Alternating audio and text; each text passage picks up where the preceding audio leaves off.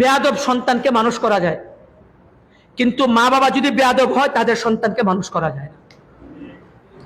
বেয়াদব সন্তানকে মানুষ করা যায়, কিন্তু যে সন্তানের অভিভাবক বেয়াদব তাদের সন্তানকে মানুষ করা যায় না। এটা ভালো করে মনে রাখবেন।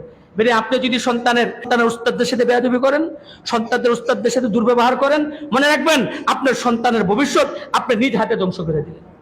আপনার সন্তানের ভবিষ্যৎ আপনি নিজ হাতে ধ্বংস করে দিলেন। এই জন্য খবরদার, খবরদার, সন্তানের উস্তাদকে নিজের উস্তাদের মতো শ্রদ্ধা করবেন। আমরা বলি না আমাদের থেকে ভুল ভ্রান্তি হয় না, হয় আমাদের থেকে ভুল ভ্রান্তি, কিন্তু ভুল ভ্রান্তি হইলে মনে করেন আপনার সন্তানদেরকে কেউ মারলো, আচ্ছা শুনেন, আপনার সন্তানদেরকে আপনার বসে এক সন্তানদেরকে মারলো, একটু মারছে, আপনি মারেন না আপনার সন্তানকে? কত বাবা তার সন্তানকে মারে, কত মা তার সন্তানকে মারে, মায়ের আবার লুকায় লুকায় চোখের পানি মোছে। তাহলে আপনি যদি মারতে পারেন, আপনি যদি আপনার মা যদি মারতে পারেন, ছেলে যদি বাবা যদি মারতে পারে, তাহলে শাসনের জন্য ওস্তাদ যদি একটু মারে, এটার জন্য এত মায়া কান্না কেন? একটু মায়া কান্না কেন? আবার মায়া কান্না তো ঠিক আছে, এটার জন্য একবারে পুরো এলাকা ঘুটাইয়া বিচার জমাইতে হবে উস্তাদের বিরুদ্ধে, এটা কেমন কথা? এটা কেমন কথা?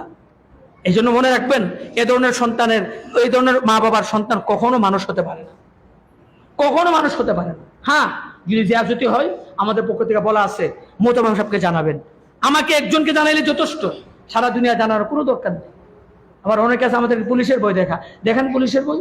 ওই দিন তো বাদশাহ সাহেব বলতেছে, আমার এই যে ডালখানাগর ওখানে ওনার একটা মাদ্রাসা আছে, ওই মাদ্রাসাতুল ইহসান নাকি মাদ্রাসা, ওই মাদ্রাসার এক ছাত্র খুব দুষ্টামি করে, পড়াও পারে না, সে নিজেও দুষ্টামি করে, অন্যদেরকেও ক্ষতি করে। এখানে মেনে মনসেল আমাদের এখানেও আছে যে নিজেও পড়ে না, নিজেও দুষ্টামি করে, আবার অন্যদেরকেও কি করে, নষ্ট করে। তো উস্তাদরা তার বাবাকে ডেকে না বলছে, তার পীরে বলছে যে এর লেখাপড়া হবে না, এর নিয়ে যান। কারণ সে নিজেও ডিস্টার্ব করে, অন্যদেরকেও কি করে, ডিস্টার্ব করে, নিজেও পড়ে, অন্যদেরকে ডিস্টার্ব করে। তার বাবা তাকে হাতে পায়ে ধরে বলছে, হুজুর না, রাখেন, একটু মারেন কাটেন, আপনি রাখেন। তো উস্তাদরা বলা, তাহলে আমাদেরকে লিখিত দিতে হবে, আমাদেরকে লিখিত দিতে হবে। এবার লিখিত দিল, মারেন কাটেন যাই করেন, তো আমার ছেলেকে হাফেজ করে আলেন। তো লিখিত দিচ্ছে। তো এবার বললেন, আমি তো এটা রেখে দিছি আমার ট্যাক্সে, কোন উস্তাদরা দেখাইও নাই। এই ছেলে তো তার অভ্যাসে দুষ্টামি করা, পড়া না পারা, আজকেও সে দুষ্টামি করছে, আর উস্তাদরা তাকে পিটাইছে।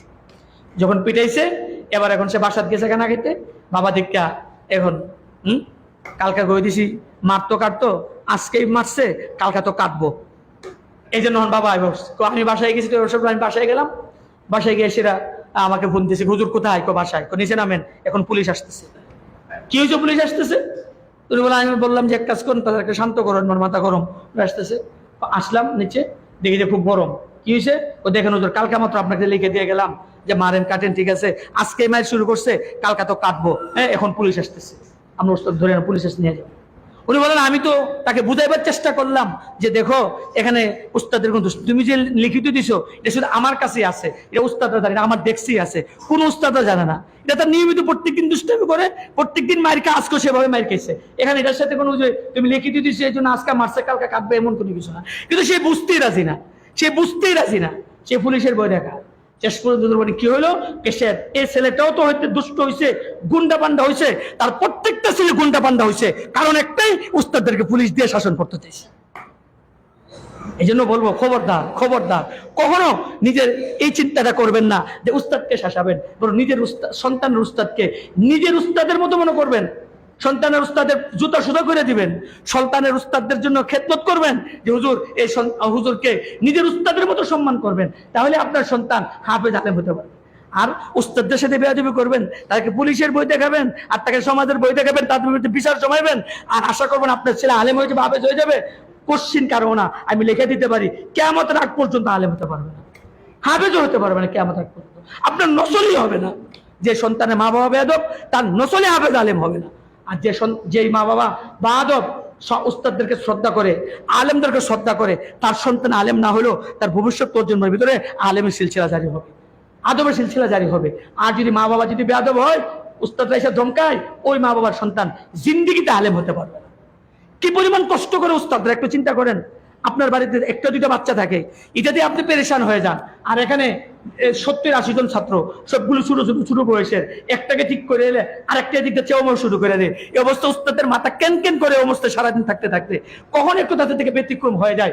আমাদের পক্ষ থেকে বলা আছে ছাত্রদেরকে শাসন করবা না, শাসন করতে অতিরঞ্জিত করবা না, পিটাইবা না, বলা আছে, মাদ্রাসার প্রতি কানুন আছে। কিন্তু কখনো কখনো দুর্ঘটনা ঘটে যায়। কিন্তু এটার জন্য মাদ্রাসার নিয়মতান্ত্রিকতা আছে। তো অফিসে এসে জানান মোহতামিম সাহেবকে, দেখেন মোহতামিম সাহেব এটা সংশোধন করে কিনা। কিন্তু তা না জানায়া আপনি কমিটির কাছে বিচার দিবেন, সর্দারের কাছে বিচার দিবেন, পুলিশে জানাইবেন, থানাতে জানাইবেন, জানাইতে পারবেন, কিন্তু মনে রাখেন এর দ্বারা আপনার সন্তান চিরতরে বরবাদ হয়ে গেছে। আল্লাহ আপনাদেরকে বুঝ দান করো, আপনাদেরকে সঠিকটা বুঝার তৌফিক দান করো। কথাগুলি মনের থেকে বলছি, কাউকে হে প্রতিপন্ন করা বা কাউকে কোনো আঘাত করার উদ্দেশ্যে বলি নাই। এ কথাগুলো বলছি মন থেকে, দিল থেকে, যে এত কষ্ট করি ছেলেদের জন্য, এত কষ্ট করি, তারপরে যদি ছেলেগুলো হাফেজ আলেম হইতে না পারে, শুধু মা বাবার বেয়াদবির কারণে কষ্ট হয়। এই জন্য বলবো আল্লাহর রাস্তে মা বাবা বেয়াদব হয়েন না, তাহলে আপনার সন্তান আলেম হবে। আর মা বাবা যদি এরকম বেয়াদব হয়ে যান, মনে রাখেন আপনার সন্তানের ভবিষ্যৎ ধ্বংস। আল্লাহ আপনাদেরকে বুঝার তৌফিক দেখ, আমাকেও বুঝার তৌফিক দান করুন। আল্লাহ তাআলা আমাদের সবাইকে বুঝার তৌফিক দেখ।